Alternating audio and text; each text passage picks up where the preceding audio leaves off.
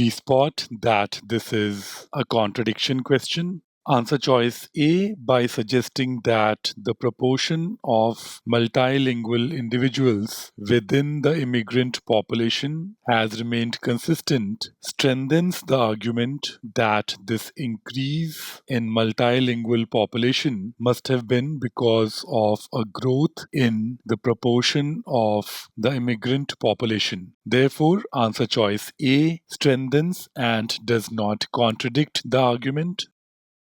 The argument suggests that there has been a growth in the proportion of the immigrant population. That this growth has remained consistent is just additional detail, which, if anything, only strengthens and does not contradict the argument.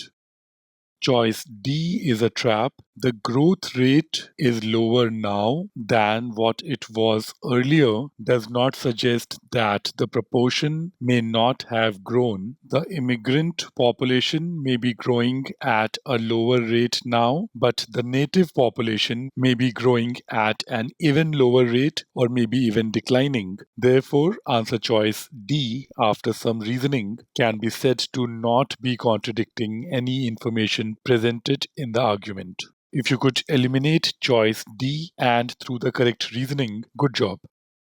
Choice E is an easier version of choice D because this talks about the total immigrant population increasing at a faster rate than the non-immigrant population. Choice E, in fact, helps you with the thought process needed for eliminating choice D. And of course, choice E does not contradict the argument. It just provides additional detail which is quite in sync with the information presented in the argument.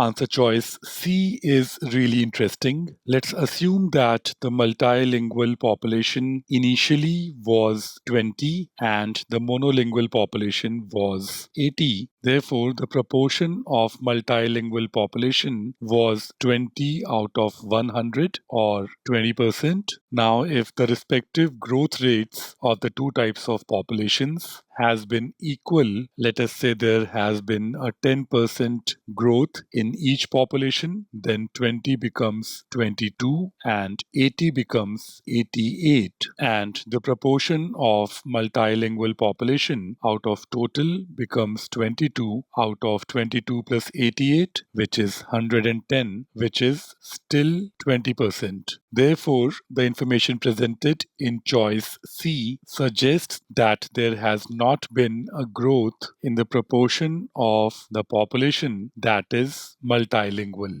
As per answer choice C, this proportion remains the same. Therefore, answer choice C leads to contradiction of certain information presented in the argument. Therefore, C is the correct answer choice.